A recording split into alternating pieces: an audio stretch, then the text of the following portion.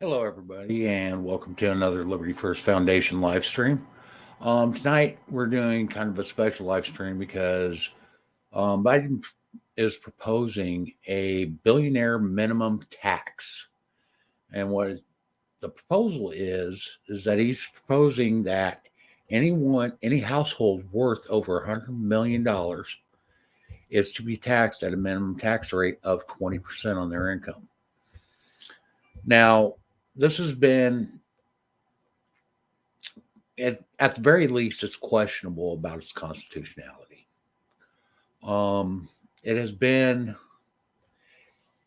reviewed by the Supreme Court multiple times on other issues where taxing unrealized gains is actually unconstitutional.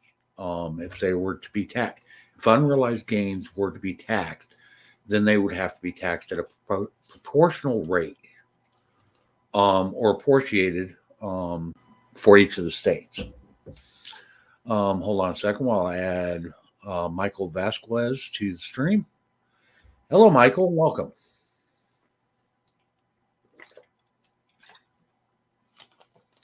Hold on a second. I don't hear you. Nope, that's on me. Okay. Didn't realize we were live already. Yep. I went ahead and started it right at 9 o'clock. Oh, okay. Well, here I am. I'm trying to keep consistent at our time of our live streams, even though this is kind of a special live stream today. Because of, as you know, President Biden is proposing in his budget proposal a billionaire minimum tax.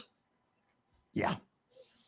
Okay. And what he is proposing is that households worth over $100 million are taxed at a minimum tax of 20%. Yeah. If they aren't already paying 20%. And how they're going to determine this is by determining the net worth of, or the gross worth of all their assets, including any unrealized gains, etc. There. That's the key word that really is wrong with this: unrealized gains. Now, the Supreme Court has, in doing my research, I've found that the Supreme Court has already weighed in on this at a few different times throughout history. In, let's see, Loberg versus Drake, which was in 1820, the Supreme Court said Congress has the authority to impose. Basically, the Supreme Court said Congress did not have the ability to impose a direct tax. Well, actually, no, this one doesn't apply. I'm sorry. Excuse me for that. It's okay. I've been doing a lot of research. Actually, that was Congress's authority to implement taxation on the District of Columbia. This one, Eisner versus Mccomber in 1920. The Supreme Court was essentially defining what is an income in terms of the 16th Amendment and what was not an income. And they go into a lot of detail about how unrealized gains are not considered income. Essentially because the holder of various stocks and commodities, well, any asset, cannot realize and use those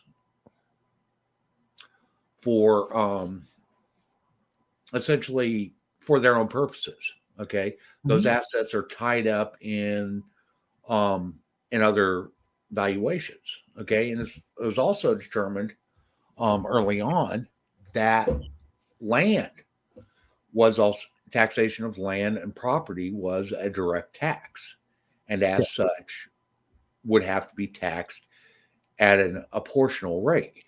Okay, in other words, it'd have to be apportioned amongst the many states based upon the population of those states.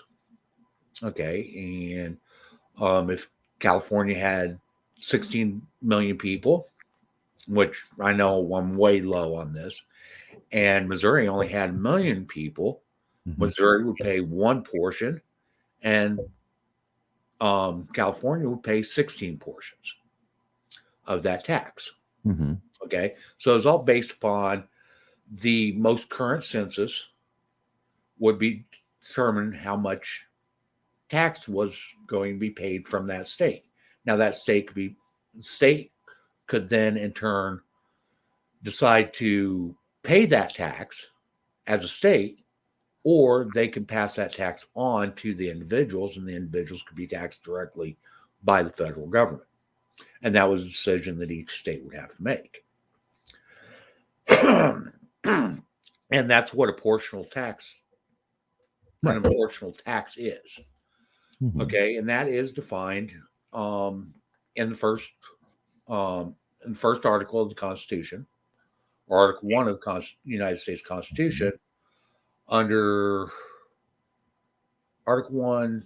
I think it's Section Two, Clause Four. I'd have to look that up positively, but it is in Article One. I do know that, and essentially it states that Congress does have the power to lay taxes. Let me look it up real quick. Well, they do have. Here's my thing about this that I find so insane is that uh, there's two problems that are going on here. One, we have this idea, which is often we see in politics, where we have a politician who is promising, over promising a solution to a problem, but they're not actually addressing the problem itself. They're coming up with an entirely different solution that will not help the public if you go forward with it. It's like with Eric Adams today talking about a woman, a mom and her child that were robbed at gunpoint, and he's talking about his anti-gun unit when the problem is the absolute problem is that a woman was robbed. Whether they used a knife, a bat, or a gun doesn't matter, but And he's they wouldn't distracting. have had to use any weapon. They could have been barehanded. Again, it's Right. a robbery. The problem is a robbery. And I put it out in a tweet to respond to his tweet saying, so if you're saying if it was with a bat or a knife, it would have been okay. And the answer is obviously no, it's not okay that this woman got robbed. The problem is the crime, not that. Looking now, putting that into context with what we're looking at with Biden. He's saying the problem is we are in debt because of government spending. Saying that I'm going to tax the ultra rich is not solving the problem that the government is overspending on things that they don't need to spend on. The underlying problem is the problem and will not be resolved. That's the first part. The second part that I have well, there's three parts. So one, it doesn't fix the problem. Two, every billionaire, we're talking about billionaires. See, we're talking about the mega rich. These Mm-hmm. are the people who create all of the corporations that exist. Because I know everyone would love it if poor people created businesses. They don't. They work at businesses until they get enough wealth to build their own business. So, what you are doing is you are slowing down the spigot of small and mid sized business growth in the United States, which is a negative impact to our economy, and driving those people out of our economy to hide their money and to buy their goods in other countries, which hurts the United States economy. And that is a problem. So growth will slow down. Third problem I have is unrealized gains. There is no way this is going to somebody and saying, your shoes, you have a pair of Air Jordans, they're worth $500. I will pay you 100 for it. What is it? You're going to say, well, they're worth 500. Yes, but I'm only willing to pay for 100. And if I'm only willing to give you $100, the fact that someone says, but it's worth 500 is meaningless. So you're going to tax me at a rate of 5 times, 4 times, whatever it is. You're going to tax me for something that I don't have and I may not even get your house. You could say it's worth $100,000. If no one's willing to give you more than 10,000 for it, it doesn't matter what you say it's worth. You're only going to get 10,000. But if you're being taxed at 100,000 for that house, you are going to get pissed off. Are you going to contribute, or are you going to find a way to get your money out of the hands of the government who is misusing it? Because it'd be an entirely different argument if we could say, well, the government's using the money wonderfully. It's doing a great job. And then maybe we would say, oh, you know what? Fine. It's wrong. But look, the money's going into all these great places and they're being spent well. I can live with it. That isn't the case. And we all know that. Therefore, those three problems are the problem. And that's why I can't stand this. And it's insulting to every American that it's happening. Well, unless you think I'm wrong, if you think I misunderstood this. No, it absolutely is insulting to every American. And it is, it's outright blatant disregard for the Constitution and blatant disregard for Supreme Court precedents. Mhm. Not a single precedent, but multiple precedents. Okay. We have, I mean, I don't even know where to begin. Let's see. Okay. I've actually got this article by the National Taxpayers Union Foundation. Mm-hmm. This led me into a lot of information on this. Even though this is actually an article about wealth tax, and how it's not constitutional. The article was written in October 25th of 2021. Give me just a second. I'll go ahead and put it up on the screen. So people should be realizing as we're bringing that up, this thing is so wrong on so many levels. So besides the three things I mentioned, it is it's going to be challenged. It's going to be unconstitutional. You're about to present the evidence. And you know what the thing that terrifies me, and we got to talk about this afterwards, is, and Biden's doing it anyway, just like he broke the law. He violated the courts last year in the middle of the year, and pushed forward what he knew was unconstitutional because he was making a political comment. And this is the same thing. But as we can see, a wealth tax has never been constitutional, and it is abhorrent. Okay. And this article, okay, by the National Taxpayers Union Foundation, is wealth tax constitutional? Okay. And like I said, this was written on October 25th, 2021, which the Biden administration has seriously considered a specific wealth tax. Mm-hmm. Okay. So Senator Elizabeth Warren has also made a tax proposal, key plank of her, when she is running for president, she also was running on this as well. Okay. So, they're basically their first, right under the Constitution is clear. Unapportioned direct taxes are unconstitutional. A wealth tax would be an unapportioned direct tax, therefore unconstitutional. Constitutional allows Congress to lay and collect taxes, duties, imposts, and excises with two explicit conditions relevant here. Okay. Mm-hmm. The first, hold on a second. Let's see. Try this again. The first is all duties, imposts, and excises shall be uniform throughout the United States. Second, capitation or other direct taxes shall be in proportion to the census. In short, all federal taxes must be geographically uniform, but direct taxes must be apportioned. Apportioned means the tax is levied in a proportion to each of the state's population. If California constitutes 12% of the United States population, then Californians pay 12% of the apportioned tax. If Mississippi constitutes 1% of the U.S. population, then Mississippians pay 1% of the apportioned tax. Mhm. Okay.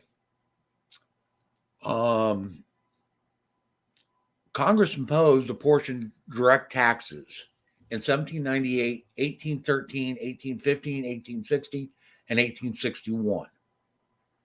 Okay, the 1813 tax was to fund the War of 1812. Now, when Congress apportioned those taxes, they apportioned a total tax, and then that was divided amongst each of the states based on the percentage of the population each state had. Mhm. Okay. Yeah. I'm with you. In 1796, the Supreme Court weighed in on this, saying that Congress's view on tax, actually, that taxes on carriages were an indirect tax. Also, actually, I kind of got ahead of myself here. I'm sorry. Well, there's a lot Portion of these taxes is not to be left up to the discretion of the national legislature, but is to be determined by the numbers of each state described in the second section of the first article. Hamilton also remarked that the taxation of land and buildings were direct taxes, but he didn't go on to define whether or not other things would also be direct taxes. So essentially, what Hamilton is alluding to here, though, is that any taxation on any type of property that we hold Mhm. would be a direct tax.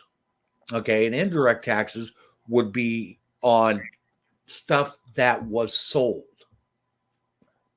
Okay, so if you're a merchant and you're selling, let's say luxury cars, okay, those luxury cars could be taxed when they were sold. Mhm.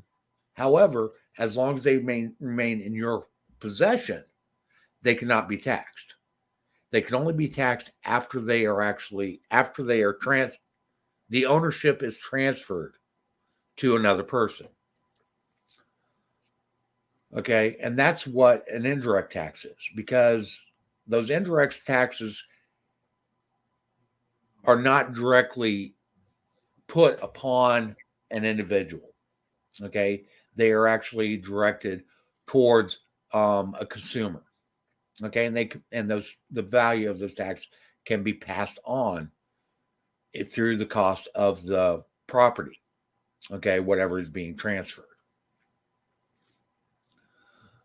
Okay, they go on later, and this is a very landmark case, and it's still applicable today. A lot of people try to claim that it isn't, because once the 16th Amendment went into place, that Pilots versus Farmers was no longer precedent. Okay, because the 16th Amendment basically made it obsolete. Okay. Pollock versus Farmers, Supreme Court ruled that income tax is definitely a direct tax. And the 16th Amendment did change that Congress did have the authority to tax individual income directly and without it having to be apportioned. But there are parts of this that are still valid. Okay, in Pollock's decision, they basically said that any type of direct tax was unconstitutional. Okay, and that's whether it's a direct tax on your property, direct taxes on your income, or any other type of direct tax was unconstitutional. The only thing that the 16th Amendment changed with our Constitution was that it said that direct taxes on income could be taxed by Congress without it having to be apportioned.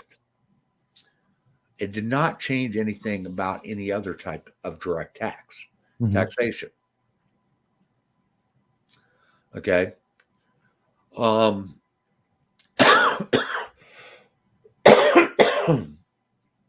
And this article goes on to explain exactly how that was, and it cites multiple Supreme Court precedents and so forth. Okay. Let's see here. Okay. The Ultra Millionaire Tax Act of 2021, which encompasses Warren's wealth tax concept. Here are the key provisions. It imposes a 2% annual tax on the net worth of households and trusts worth more than $50 million in value, with a further 3% rate on households and trusts with more than a $1 billion value. It raises the rate to 6% if universal health care is enacted. It exempts the first $50,000 in household personal property, instructs Treasury Department to develop valuation rules, including formulaic approaches based on proxies for determining presumptive valuations, formulaic approaches based upon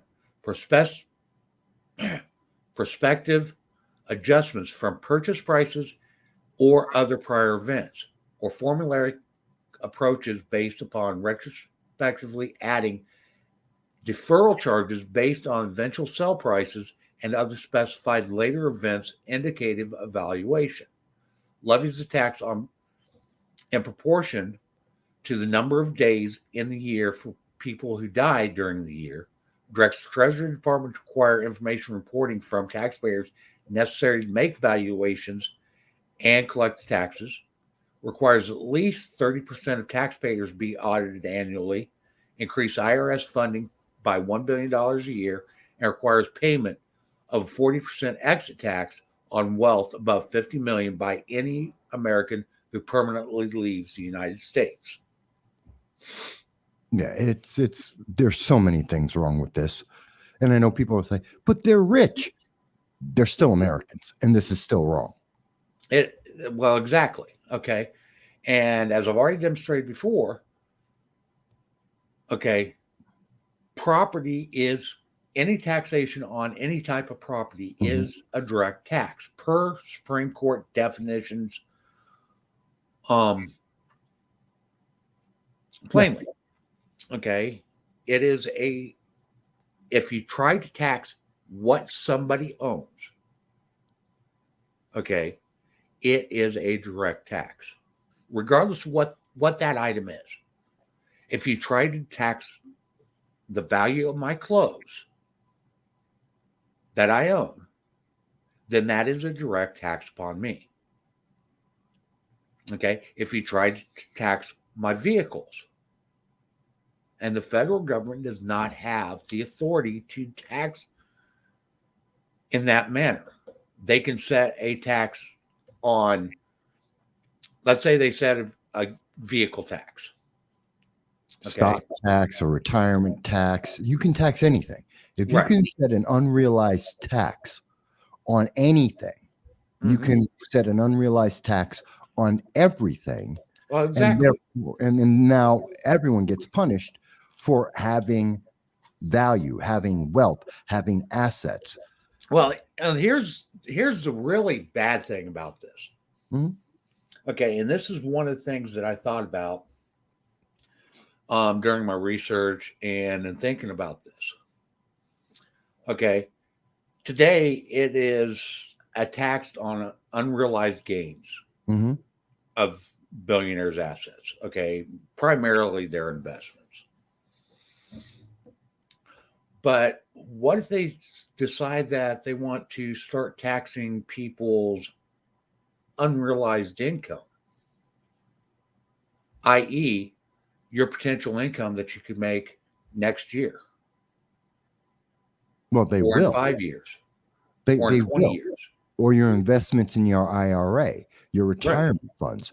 They're going to, when you open this door, everything is possible to be taxed. All your property can be taxed, whether or not you think it has a value or a greater value, because who's to say when that value, again, it's not about what is real, it's about what they're imagining it could be real.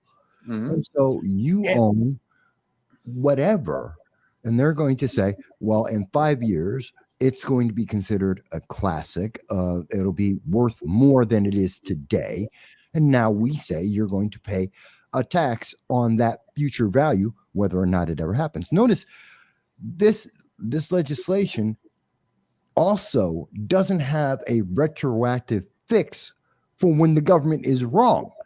You're going to No, pay it doesn't. them, and you're never going to. And if they're wrong, you sell it and you don't sell it for exactly the dollar amount they said, you don't get your money back. And by the way, when you sell it, whatever items these unrealized gains are based on, if you make a profit, you're still going to pay a tax on that. So they're double taxing you. Well, exactly. They, it's what people don't realize is that these wealthy people that the U.S. government's trying to target, they are the ones that drive our economy. Mm-hmm. Okay, and most of their money is tied up in investments that create jobs for everybody else. Yes. Okay. And these investments, they don't get to use that money. It's tied up in whichever companies or whatever they're invested in. Okay. Whatever it is. Okay. And it's tied up until they either sell that investment Mm-hmm. or whatever their investment is cashes out. Okay. At that time, then if there's any gains, they realize it. And that's also when they are taxed upon those gains. That Okay. is So standard, there's yeah. already a mechanism in place to tax these people. Mm-hmm. And it Okay. works very well. It does. It's called the capital gains tax.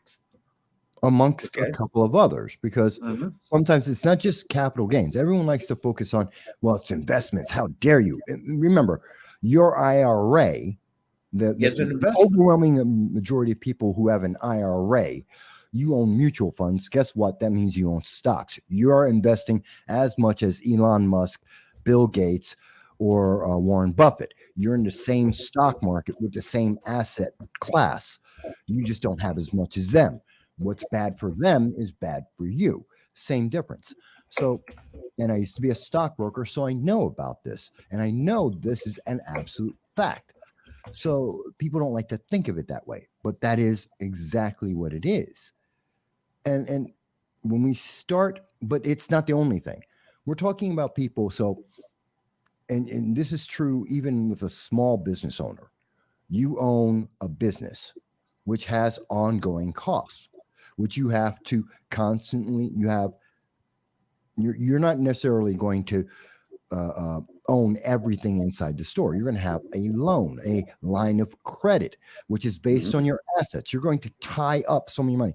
Here's a $10,000 deposit. This is true of many grocery stores, liquor stores, bars, a lot of places, restaurants.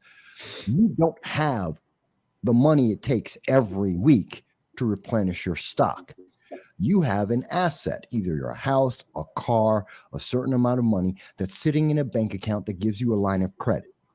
And you're going to go through your supplies and selling them on a regular basis with that line of credit backing up, so that if you don't make enough sales, the creditor, the guy who's selling you the liquor, the food, the whatever the asset may be, whatever your business is, they have something to claim. If you fail, if your business flops, they'll sell your house, they'll sell your car, they'll take the money out of the bank. That's what a line of credit is for.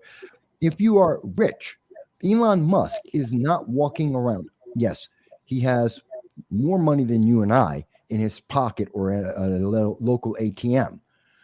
but 95% of his wealth is tied into businesses that he owns, and it is either directly or indirectly, like a line of credit, locked up. He cannot access that. He could. People look at his stock portfolio. He can't get that until he sells. He doesn't know tomorrow what his stock is going to be worth because no one knows what the price is going to be tomorrow. So he's locked. And many of his assets aren't even stock that he can actually quickly liquidate. No, it's locked. He is restricted. It is an investment, and he is obligated to hold that investment for X number of years. Right. And even when he wants to sell, he's only allowed by law, by the SEC, to sell X amount at a certain specific time. And he has to tell you in advance, months in advance, that he plans to sell that, and it has to be approved. That's what the law allows. So, but in the meantime, since he can't do that, other businesses that he works with or he is funding and supporting are being able to use his asset, knowing that he cannot just turn around, liquidate, and disappear tomorrow. They're willing to use his stock as an asset, as a line of credit, to be able to say, okay, he's going to build a garage over here. He's going to build a plane. He's going to buy a yacht, whatever it may be. By the way, him going out to buy a yacht, that pays for 2,000 people. It takes about 2,000 people to build a yacht. That's 2,000 well-paid people. Those 2,000 people are going to go out to dinner with their wives. They're going to pay for their kid going to college. They're going to pay for gas being put into their car as they take themselves to and from the job and or getting supplies. Down the line, this is a big chain. It's a very big purchase. There's a huge chain of people who are connected to that business, which is locked by the asset that he has, where he hasn't taken a profit, but there's a line of credit to it.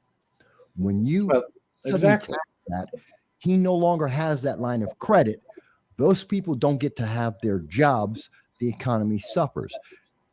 I mean, I'm trying to make this as simple for people. I know people hate to hear math. They hate to think about it. This is how business works. This is how taxes hurt business, and you will be affected. Does that? I mean, guaranteed you will be. Make sense? Okay, they try to make this under the guise that, well, we need this money so we can pay for these programs that are going to help you. Okay, but all they do is they end up, number one, creating people that are solely dependent upon government for their entire livelihood. Yes. Okay, that right there in and of itself is wrong. Okay, that is literally the thing that we fought the revolution to get away from, is so that we weren't dependent upon government for our livelihoods. We weren't dependent upon government for essentially anything. Okay. But beyond that, okay, these costs, okay, whatever this taxation ends up being, if it actually does get through, whatever it ends up being will in some way either be pulled out of the economy or it will be passed on to consumers in some manner. And I would say it's going to be both. It's going to be both, and it breaks our country because it's breaking fundamental facts about our Constitution and our freedom. Exactly. It puts more power in the government and strips that power directly away from it. When I say freedom, when people are wondering, what do you mean freedom? Your economic freedom, which is a huge factor in the United States. This is stripping away your economic freedom. It is putting a cap on your success for everyone who has a business. And at any point, because we know our government, they never take away taxes and they never give up power. If they're They never taxing do. billionaires today, then at some point in the future, probably sooner than you imagine, they're going to be taxing large corporations, middle-sized corporations, and then it's down to the small mom and pop. It is only a matter of time and degree. And I'm sure they'll say it's only a small tax. It's only going to be 0.5% or 1% because your business is only making 50,000. You're a mom and pop, but it adds and it takes away your wealth, and then it keeps going. There is no end to this, and all it does is strip your potential future earnings. It takes away your ability to improve the quality of your life. It destroys your ability to hand off what you have earned to your future generations, and it gives the government power it never had before and should never have. It is stripping away freedom. This is a bad bill. Sounds nice. It sounds nice. Oh, those rich people. You know what? You want to be rich too. No one wants to be poor. And No, this nobody takes does. your ability. Okay. But here is one other thing. Okay, let's get back a little bit and touch back on hold on just a second. I think somebody's trying to get Well, that's on your side. Okay. yep.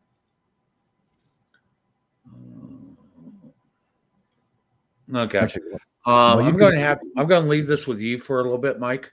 okay, go ahead. I gotta go take care of something real quick. I Sure. will be right back. No problem. All right, folks. So now you're alone with me.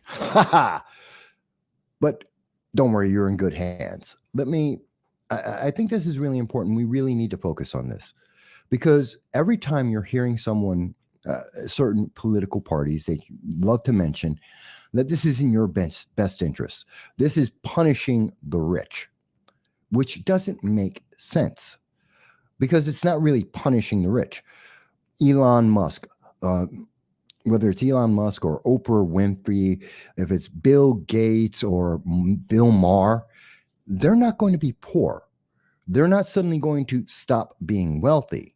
They're just going to stop buying things in the United States. They're going to stop investing in the United States. They're going to take their money away and put it somewhere else to protect it.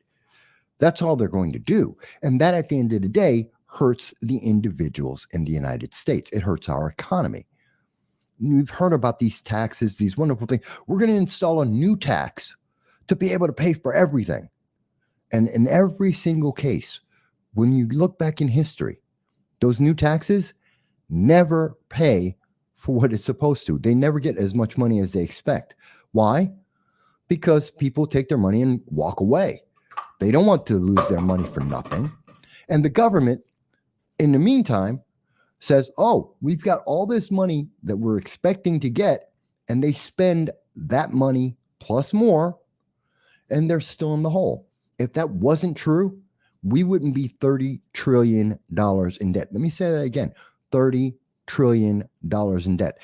I believe the math works out to the 25% of all countries in the world have less, their GDP is worth less than the amount of debt that the United States has in a year at this point under the Biden-Harris administration. This is a cap on freedom. This is taking away freedom because and it doesn't matter whether it's 5 people or it's 50,000 people or 500,000 people. The United States has always been about individual freedom. And if we take away freedom from any one group, every group can have that same freedom taken away from them. And that's very important. And we have to be protective of that, not only for the economy. And I know I speak about the economy, but I'm also talking about freedom.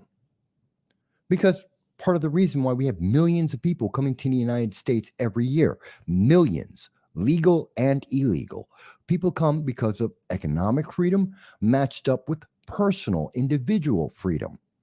And economic freedom is an aspect of personal, individual freedom, which you don't get anywhere else in the world. And this is going to hurt.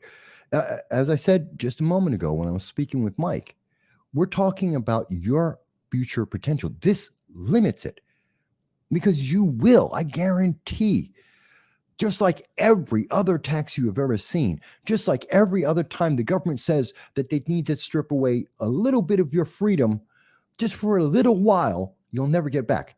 I'll give you a great example. Think of the Patriot Act. Doesn't matter if you agree with it, doesn't matter if you disagree with it, doesn't matter about the circumstances. The Patriot Act, which gives the government a secret court that you don't know about, it gives the government the ability to spy on you. Whether you agree with it or not doesn't matter. This is a power that the government now has that it never had before. And that's by taking away your freedom, your privacy. The government can invade your privacy now, violating the Fourth Amendment in a way that it never could before. And it never will give this up. Remember, the Patriot Act is temporary. It has to be renewed, and it has never not been renewed. It will always be renewed because the government will never give up that power. And in much the same way, when we see taxes, every tax you've ever seen, when have you ever seen those taxes taken away? I'm not saying that they don't get reduced. Sometimes you'll see a tax go up a little bit, the tax will go down a little bit, but the tax always remains. It's never removed, revoked, repealed. It's never gone. It's just, how much are we going to tax you today? And every time they add a tax, just like every time they pass a law, just like the Patriot Act, you lose freedom. They take away a piece of your freedom. Patriot Act took away some of your privacy freedoms. Well, guess what? When we add a tax to what you make, that is a tax on your economic freedom. And now we're talking about putting a tax on your future, on things you don't even have yet, earnings that you have never made. This is someone's guess at what will be the future. And they're going to punish you. They're going to punish you for making an investment, for having success. And yes, it starts with billionaires, and that's just an easy target. It's a layup. Everyone goes, oh, those evil billionaires. Why are they evil? Because they're billionaires. Why are they evil? Because if you're saying that a billionaire is evil, well, guess what? Will Smith has more money than you do. Is he evil? How about Oprah Winfrey? She's got more money than you do. Is she evil? How about Nancy Pelosi, Alexandria Ocasio-Cortez? Look at Joe Biden, Kamala Harris. Why am I picking these people? Well, some people who support these kinds of taxes are saying those are great people. Well, guess what? They're all millionaires. Are they evil because they have way more money than you do? Every member of Congress gets paid 4 to 5 times what the average person in their state earns. Are they evil? How much is too much? Where is that cap? Where is that number that they stop all of this? It doesn't exist. And if they're willing to say, well, you own something, so I'm going to take money from you today because you might sell it tomorrow, that is punishing you ahead of time. That is proactive punishment. You could have success in the future.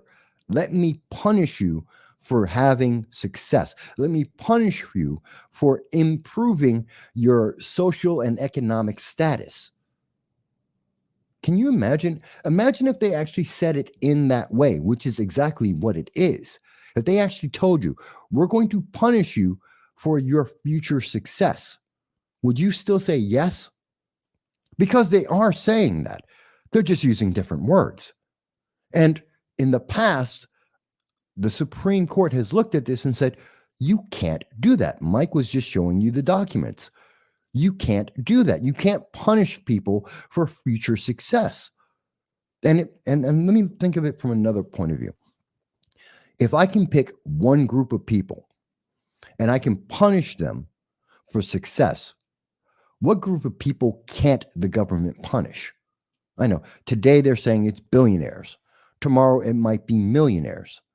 Then after that, it might be all white people, or it could be all Christians, or it could be all transgenders. Because if you can select a group of people to punish for their potential success in the future, you can punish all groups at any time for their perceived or imagined success to make sure that they never get that success. You'll strip it away from them before they ever have it. That's why it's an attack on your economic freedom as well as your personal freedom, and why you should oppose this. It's just not good. I'm glad you're back with us, Mike. I was just explaining some of my thoughts on this and how this affects individuals in stripping away their economic freedom as well as their personal freedom. I know you can kick back in a second. I want to actually grab my coffee. So a second now, and I'll be right back. Okay.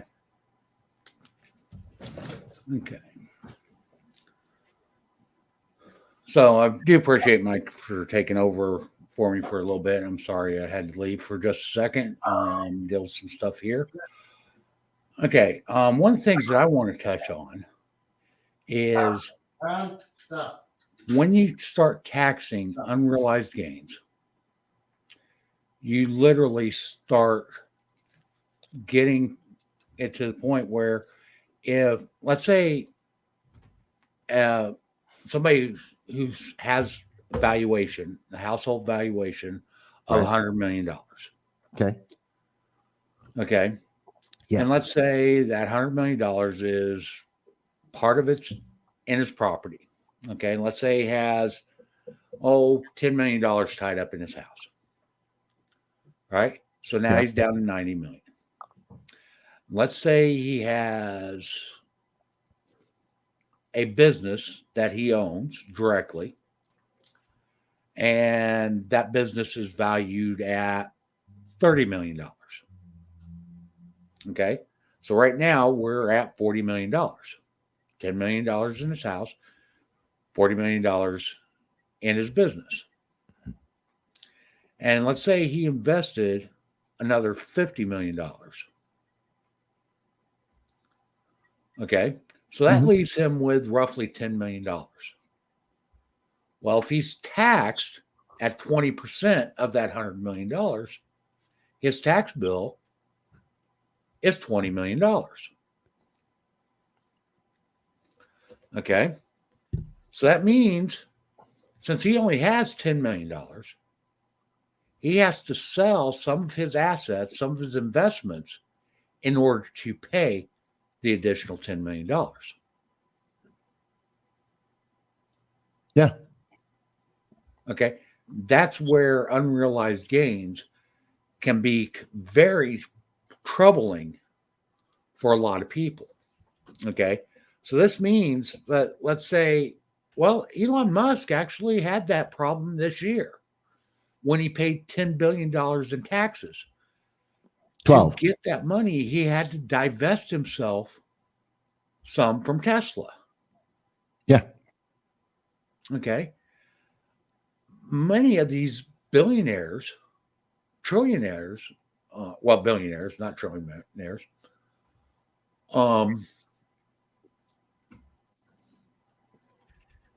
oops. There you go. Okay. Almost. Back. That's what we want to be. Many of these ultra rich, their valuations aren't through cash that they have available. Their valuations are in assets that they own. Right. And many of those assets that they own aren't the luxury yachts or the big house. That's actually a very small percentage or small portion of the assets that they own. Most of the assets that they own are investments that create jobs for people like me, like Michael, Mhm. Like, I mean, millions of other people across the United States. Absolutely. Okay. And if you start forcing these people to have to sell off their investments in order to pay their tax bill because you're evaluating them on gains that they don't have and then they may never actually get, you are forcing them to, in some cases, have to sell off those investments. Yeah. Those investments, when they are pulled away from those businesses, end up causing jobs to be lost. Absolutely. Okay. And in some cases, it can completely bankrupt a business that was counting on that money in order to keep their cash flow going. Hmm. Okay. And it Once winds you up, stop cash flow in a business, that business is dead. yeah. And this is how it becomes a problem. When I say it's economic for America, the economic issue, that's the jobs this is going to take away, the jobs that this is going to punish America. This is a poison pill.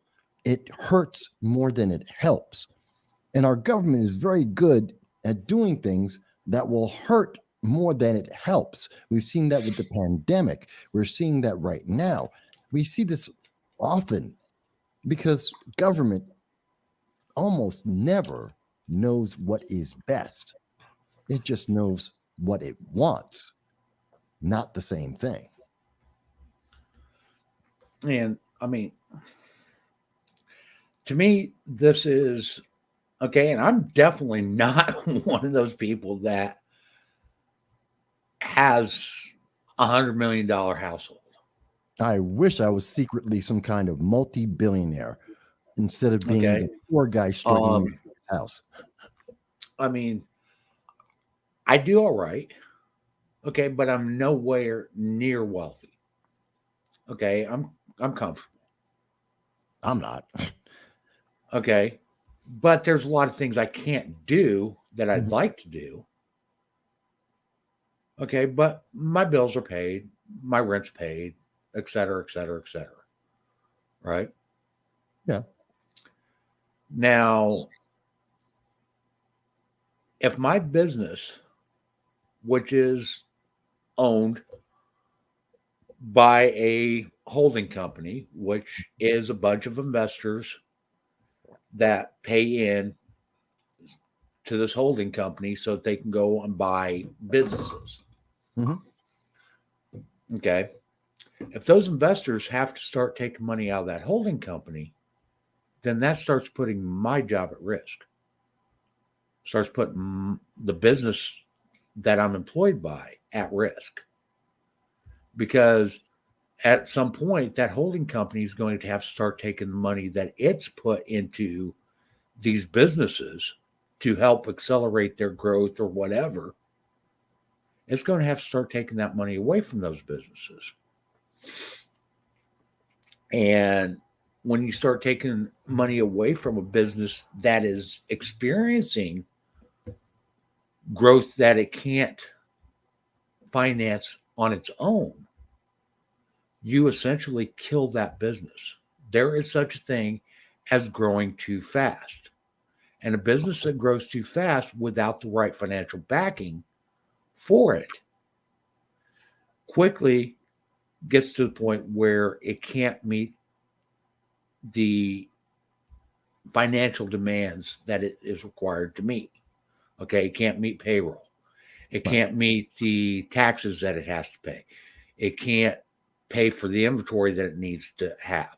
It can't pay for the parts that they need to order, et cetera, et cetera, et cetera. I mean, there's tons of things that it it can't pay for because their revenue has not reached the point of their growth.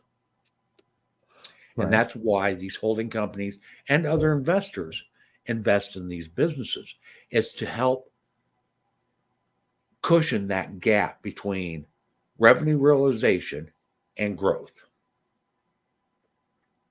Okay. Because oftentimes a business will grow faster than its revenue grows.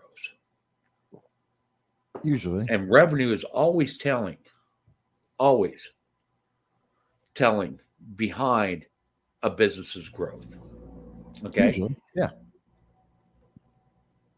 And when you start trying to tax unrealized gains, and you start forcing these people to start pulling their investments in order to pay their tax bill, or start pulling their investments because they don't want to get taxed each year on unrealized gains. They'd rather just be taxed on it once and then take and stick their money in a private safe somewhere. Okay, where it quits growing. I mean, they have enough money. They don't have the worries. Okay. The reason why they keep this money invested is to help other people. That's what everybody thinks these billionaires and these ultra millionaires are greedy and all that. Okay. They don't need the money. No. I will say they are greedy to an extent, and that's not a bad thing. But the Does thing is, that's that's the thing though. that's not a bad thing, though. I mean, it creates more wealth. Their attempt to earn more money. By the way, they're not just stealing money, they're earning it. They're creating products, they're creating They are. services, goods. You're buying them, they make a profit on that. So it's an exchange. That's not a bad thing. And how do you get our cell phones these days are pretty small. They used to be 3 times as big and couldn't do anything except barely make a phone call. I'm old enough to remember the bricks that used to be out there. The reason why our phones are smaller, are more capable, they can do text, they can take movies, whatever, is because someone wanted to make money. If you don't like greed, get rid of your iPhone and don't buy another one because you're paying into the greed of Apple. But you're going to tell me, well, that's a good thing. Don't buy Starbucks coffee. That is greed. They put that business together because of someone's greed. And you're paying into it, but you like your mocha cappuccino. McDonald's, name the business. It's someone's greed, and you pay for it because you want their product, their service, their good. Greed isn't necessarily bad. But because these people have more than you, and this is all about envy. They're using the emotion of an Well, envy that's it exactly. against you. That's it exactly. Okay, and all this time they bring up wealth inequality and the wealth gap and blah blah blah blah blah. Okay, if you look, okay, and Elon Musk is actually a very good example on this. Elon Musk, when he was building his revenue, okay, and his wealth, sold PayPal. Right. Okay, and when he sold PayPal, he took half, I think it was like a third of the money from that to start up Tesla. And then he took the other 2/3 and started up SpaceX. Okay. And he literally had to take out loans in order to pay for his rent, food, etc. Okay. His basic necessities for living. Because he invested everything that he made from the sale of PayPal into these other businesses. Okay. He could have just completely taken the money from PayPal, paid the capital gains tax on it, and been set for life. But no, he instead started 2 other companies, both which are companies that are working to solve problems, okay, Yeah. and literally lived on loans in order to get those businesses off the ground. You know what? Let me throw in something that I just thought of as we're talking right now. If we would allow the government to punish people for their future success, because some people are more successful, okay, Mm-hmm.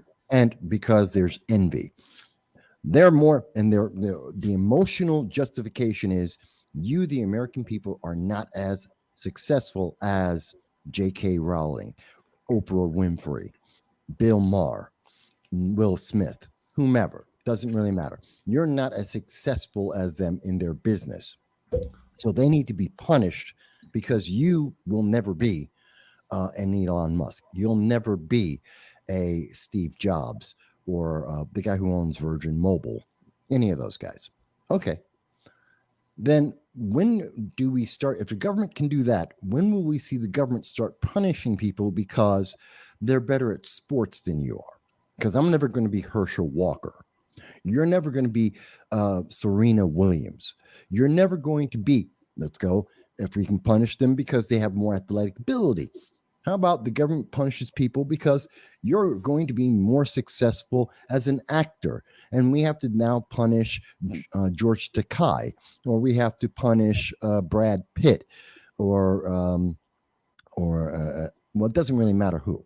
And then let's go and punish someone else who's going to be more successful than you at anything. This is a never ending cycle. There's always Mm-hmm. someone who's more successful than you and probably the average. And we're going to punish them because you, the average person, are not going to be as good as them. But there are people who are below the average. There are people who are not as beautiful as the average. They're not as smart as the average. They're not as dedicated in their work. They're not as disciplined as the average. So, shouldn't average people be punished in the same way that we're punishing these small groups? I mean, if we can punish these small groups, then this big group of average people, they're overachieving compared to everyone else. Shouldn't we punish them? And by the Well, we way, already did that in education. well, we're not done because we're still better than most. And if we're looking at it like that, America, the poor people in America make more money than 70% of the world. So don't we Right. need to punish every American? See how this never ends and it always winds up being you're losing. You, the average person, me, you and me, we're all losing in this process because government never stops. This process never stops. There's always Well, more that's it away. exactly. Okay. And that's actually been brought up in a number of forums across the world. Okay. Yeah. The World Economic Forum's brought it up. The International Monetary Fund's brought it up. Um, and I mean, even the European Union tried to address this about wealth inequality amongst nations. Okay. And they are actually, okay, in the EU, they created literally an EU tax to try to balance the wealth inequality amongst nations there. Okay, and That's that's one of the reasons why several countries are pulling out of the European Union. one of the reasons. Yeah.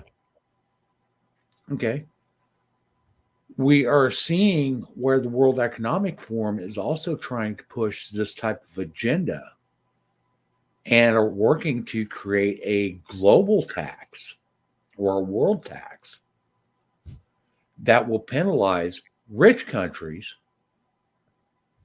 and send that money to poorer countries to try to get the wealth inequality amongst nations Why? balanced. Why? And that's the thing I'll is never you understand. can never balance Well, no, it. you can't. You can't balance that because of the factors of capability and discipline and effort and resources that are available. There's a lot of reasons why it will never, ever be equal. But why in the world should we ever think it should be? Some people should be billionaires. Some people should be extremely successful. And some people should be in poverty because they did it to themselves. Some people don't work for it. Some people don't want to work for it. Well, Guess that's what? the You whole don't thing. deserve what I have just because you're breathing air. I'm sorry, it's not equivalent. You don't deserve what's mine and what I've worked for just because you can breathe air and you're a human being. I'm sorry, no, that's not worth it. Well, It's a stupid idea. like I addressed earlier. Okay, I'm not wealthy. I'm definitely not wealthy. Neither am I. Okay, but I am at the point where I have worked to get. Mhm. Okay, Mhm. now, like I said, I'm comfortable. My bills are paid, et cetera, et cetera, et cetera. Mhm. Okay, do I want more? Yes. But am I willing to put forth the effort to get to that next level? And that's the key. That's the litmus test. Is how much effort are you willing to put in to get to that next level? Modified by the fact of ability and skill and Mhm. knowledge and resources. There are some outside factors, but you know what? Right. If you're determined 9 out of 10 times, or more consistently than not, you will work through all the other problems if you try, if But you apply yourself. skill, a majority of the time, skills are teachable. Yeah, Okay. If you're willing to put forth the effort, even if you aren't necessarily the best, if you put in the hours and the effort, your skills will improve. yeah, absolutely. Okay. Knowledge. Okay. Yeah. Some of it is limited by our intelligence, our IQ. Mhm. Okay. But again, knowledge is something that you can grow. Yeah, Okay. And yeah, for some people, it may be harder than it is for others. But again, it that's is life. something that if you're willing to put forth the effort, it is something you can grow. Your strength, your ability, whatever it is. Okay. I what's his name? Rudy from And the guy they did Notre Dame. movie about Notre Dame movie was made about his a true life movie was made about him. Right. Short little guy, wanted to play Notre Dame football, wasn't good Had enough. didn't have any skills really when he No, started, but he worked and worked and worked because that was his dream. That was his goal. And he was willing to put forth the effort and do whatever it took morally, ethically, to get to where he wanted to be. And mhm, by all rights, he never should have been able to play Notre Dame ball. not even for a second. Okay, he wasn't fast enough. He wasn't big enough. I mean, he had everything going against him, but yet he did it. He did get on that playing field. He did earn his spot because he was determined and he made the effort. And we should say something here. Is the average person watching this anywhere in the world, are you going to become a billionaire? Probably not. Are most people watching this going to become a millionaire? Probably not. Does that mean you're not going to have a good quality of life? Does that mean you're not going to be capable to have success? Does that mean you're not going to have the ability to have the things you want as well as what you need? No. That's not a limiting factor. Just because you can't be a billionaire doesn't mean you can't be comfortable in your life or have the things that you value. Let's not confuse these two thoughts. And we see that commingled and conflated often, especially Well, by and political interests. that's the other thing that we need to really address is the real purpose behind this attacks on millionaires and billionaires is to show how everybody else is a victim. Mm-hmm. Well, Okay, like and that's what they're really doing. Well, they want to punish success. Is they're punishing the non-victims in order to appease the victims. But we're not victims. But that's what I was just getting ready to say. Is we are not victims. Okay, if we are victims, we're victims of ourselves because we didn't put forth the effort that was required to get us to the next level. Yeah. Okay, and that's literally what it is. Okay, and I'm not saying there's not real victims out there, because there are. There's people that are victims of crime, et cetera, et cetera, et cetera. There's always an exception. But victimhood and being a victim are two completely different things.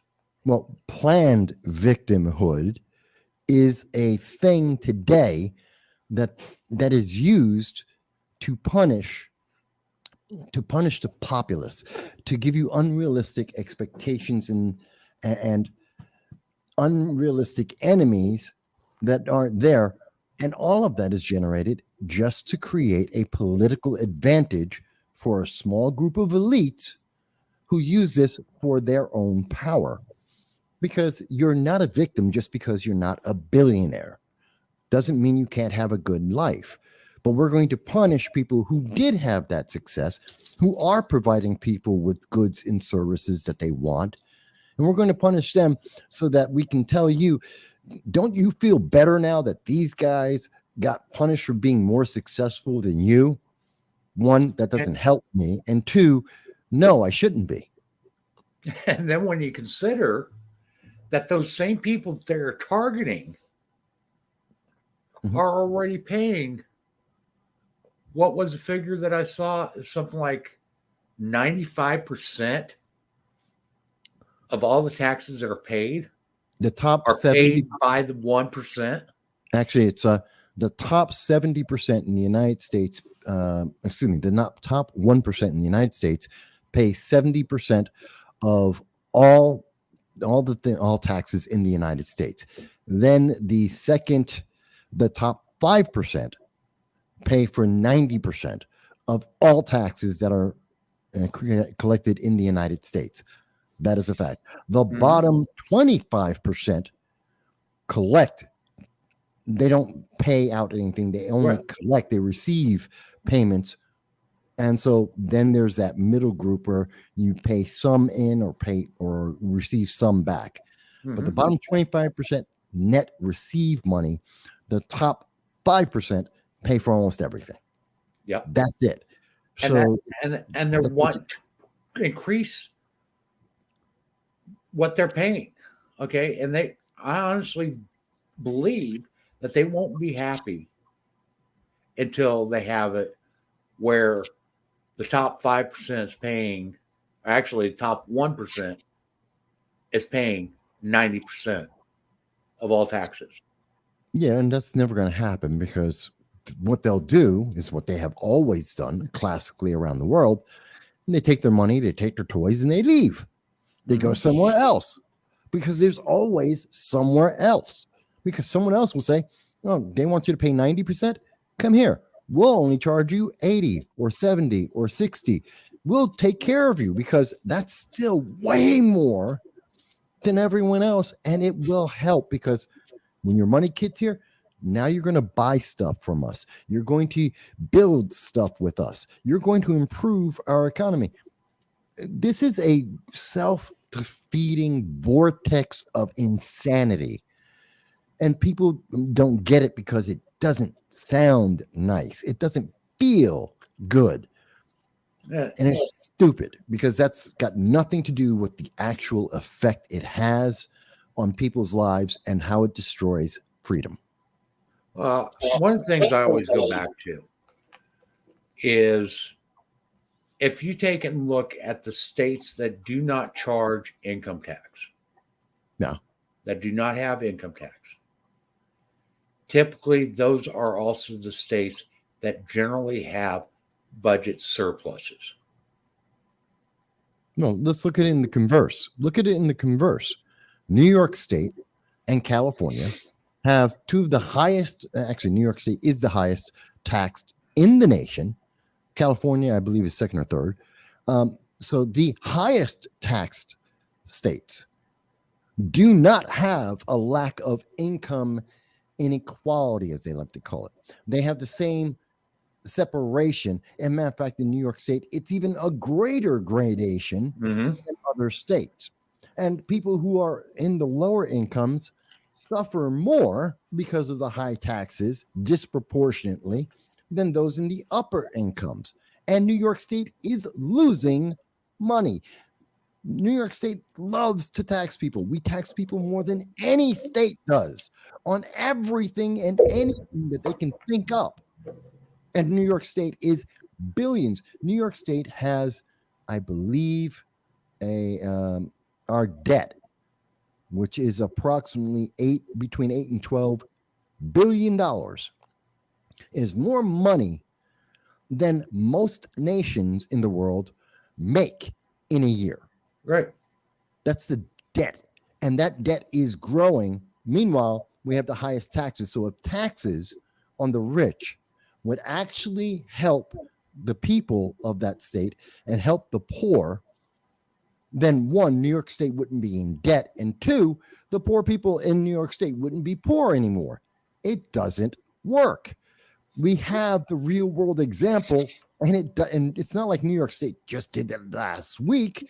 We've been doing this for 50 years. And by the way, the population in New York since 1958 has been dropping every single year. New York State has lost members of Congress because we've lost so many people every single census. Mm-hmm. And there is no gain. We aren't improving. We are getting worse. So the real world example that politicians don't like to point to, and the super blue politicians of New York State absolutely hide from, is this doesn't work. It has never worked. We have half a century of data on this. It will not work because it has never worked. And just because you put a nice, new, fresh name and a bow and give it a good ad on TV for 30 seconds will not make it suddenly work. This is a failed idea. And getting back to it, okay, the Supreme Court, like I said, has weighed in on it on numerous cases already and has determined that this is a blatant disregard of the Constitution. Mm-hmm. The precedent is there.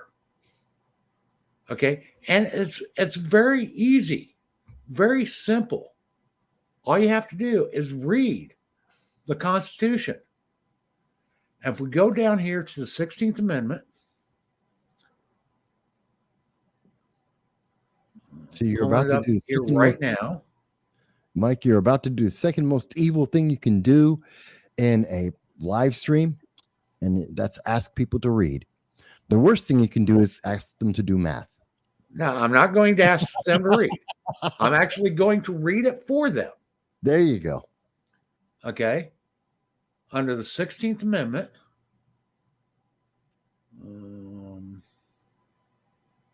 right there it is. Okay. The Congress shall have power to lay and collect taxes on incomes from whatever source derived without apportionment among the several states and without regard to any census or enumeration. Okay. And that is income. That's not capital. Capital and income are two entirely different things. Well, that's why I like to call it asset, because it makes it clear in your mind. Asset isn't money. Okay. And then we go up here to Article 1, Section 2, Clause 3,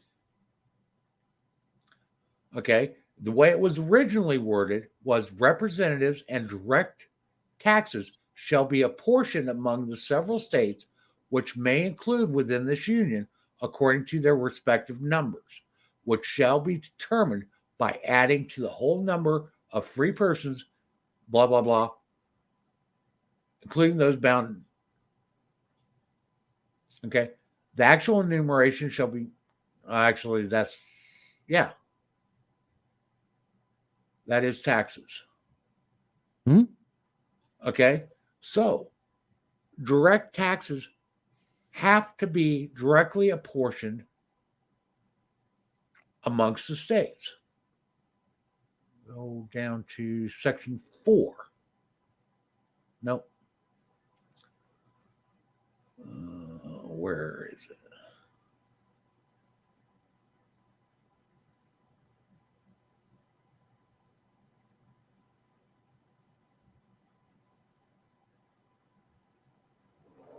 Okay, I'm looking for. There's another part in the first article, or Mhm. Article 1,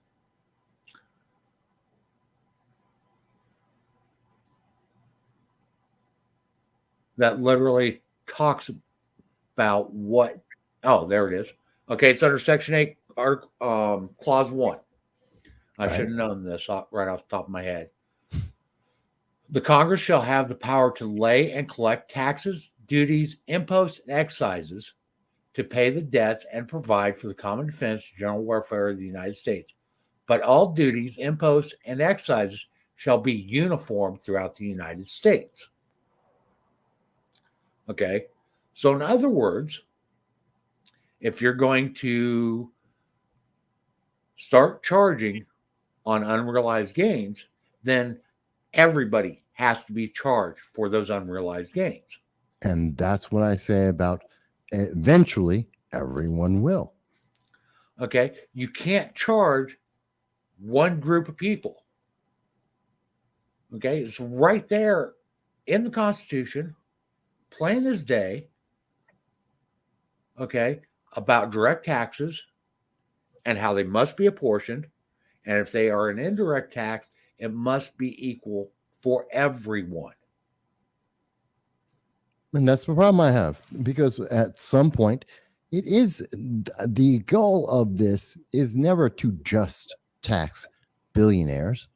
And every single time we have heard this will only be a tax on the rich, it normally takes what, a week, 2 weeks before we start hearing about, oh, and it's not just that group they put on the ad. It's not just that 30-second, that group that was discussed in a 30-second soundbite in the news. There's all these other people and all these other businesses and all these other things that are attached that are also in that class. There's always more, and the government never, ever gives you the refund back. They're No. always taking more. At every level we've talked about tonight, economically, in terms of the judicial, the Supreme Court, in terms of looking at this on individual freedom, there is in no way that this is a positive other than a 30-second commercial and this mantra that comes out of the political extremes that are used against people to provide them with power. And people need We're to going to realize make them pay their fair share. and screw that. They already do. And by the way, let's go with that. Let me go with that. I want to do devil's advocate. They have to pay their fair share. What is that? How much is that? Give me a dollar amount. Give me a percentage. What's fair share? What's their fair share of what? What are they sharing in? Exactly. Tell me what they're sharing in, and then tell me what their, because if you can tell me what their share is, by the way, you're also telling me what my share is. So tell me, what does everyone share? Because now you've decided that everyone should have the same thing. Well, what is that?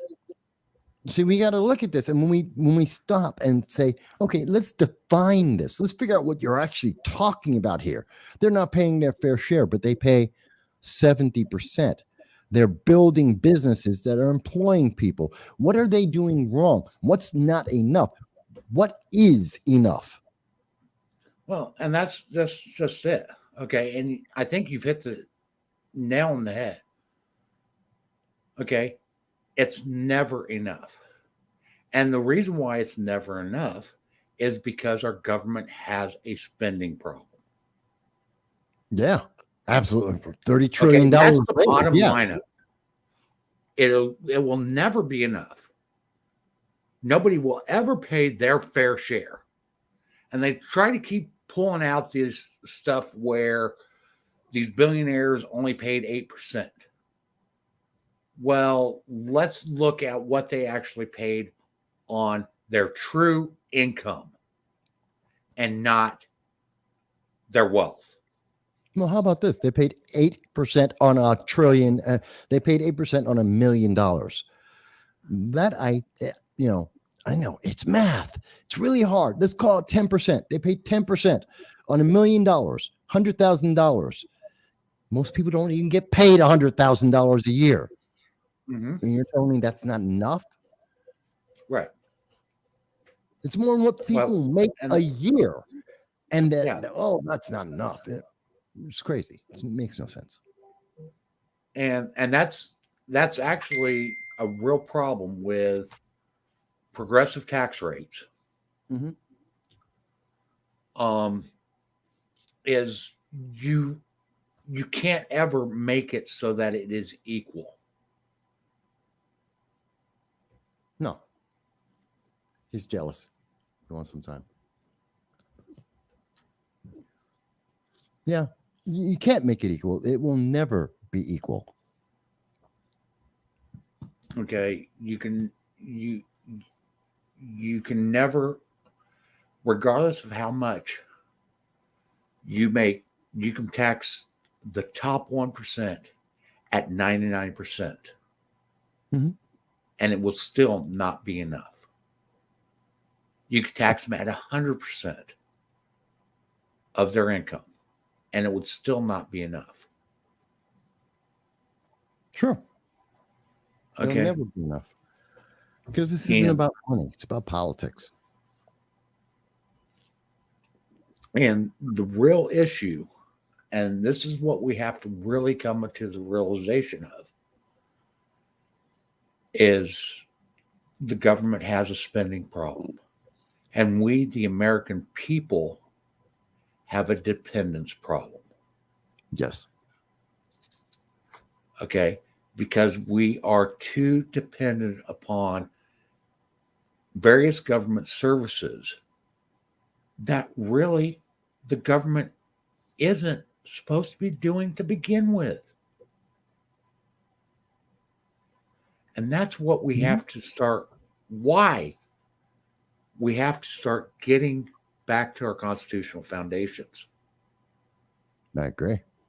Okay. And this is just the start of many discussions that we need to have about constitutionality of various laws and bills that are being pushed through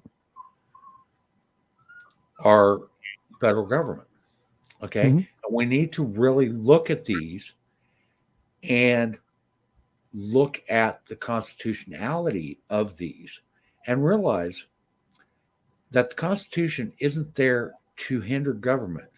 The Constitution is there to protect our rights. And that's the rights of everyone. Absolutely. Not just a certain sector of people. And that's why we have stuff set up where our government is established with very finite powers, and why those powers were enumerated specifically, and how our government was not to go outside of those powers and those boundaries. No, I hear exactly what you're saying, and I agree with you. We have let politicians, left, right, center, I don't care, whatever party, we've let them all divide us on these simple issues for far too long and usurp our freedoms for far too long. And we need to remind them that their stewardship of our nation is meant to be efficient and effective and to the benefit of everyone. And these kind of propaganda does not help anyone, especially as they continue to be just whittle away at our nation. Because even if they get this, I don't care how they twist and turn and they get the extra $306 trillion, $306 billion a year, and they're going to spend more than that next year and the year after that, because it doesn't matter. It's not about the money. They're still spending $7 trillion a year. Trillion. They're $7 trillion. They're talking about, well, here's $306 billion. It'll make all the difference. No, the magnitude is, we're talking about a magnitude over 10 times as much. You're never going to equalize, because it's not about ever equalizing the money. It's about power. This is about power. That's it exactly. Okay, and that's what it's about, power, and it's about control. Yeah. And that's ultimately what it boils down to, is how will we control these ultra rich? No, I agree. I agree. And we need to start understanding that when rights are denied to anyone, regardless of who they are right denied to all of us. Okay, Yeah. Plain and simple.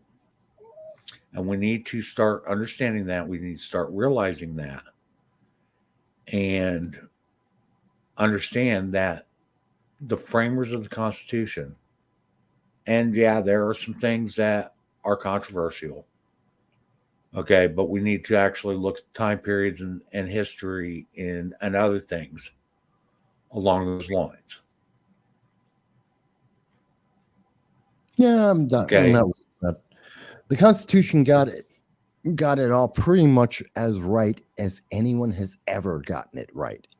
Mm-hmm. I'm not worried about why little things. It has endured over 240 years, and it will continue to endure much longer, as long as we don't allow it to keep being eroded.